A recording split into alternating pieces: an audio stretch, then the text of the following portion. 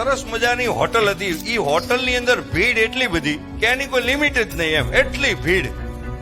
પણ ઈ ભીડની અંદર એક એવો વ્યક્તિ કે બિલ આપ્યા વગર વયો છે. એમાં મેનેજરને ખબર કે આ 6 મહિનાથી બિલ નથી દેતું. આ ભીડનો લાભ ઉઠાવી અને આ નીકળી જાય છે.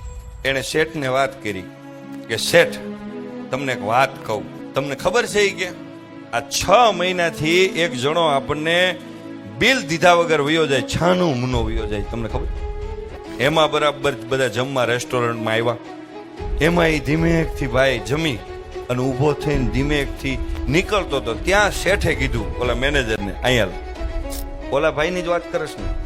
એ કે હા. એ કે 6 મહિનાથી નથી જાતો બિલ દીધા વગરનું, એ વરદી થયા બિલ દીધા વગરનો વયો છે.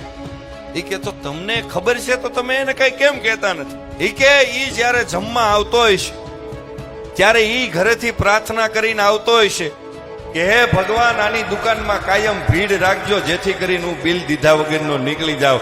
એની પ્રાર્થના કદાચ સાંભળતો હોય ભગવાનને, આપણી ભીડ થતી હોય તો. એટલે અમુક જગ્યાએ આપણી હારે એવા માણસો હોય ને, એ આ રીતે નીકળતા હોય તો લેટ ગો કરવાનું.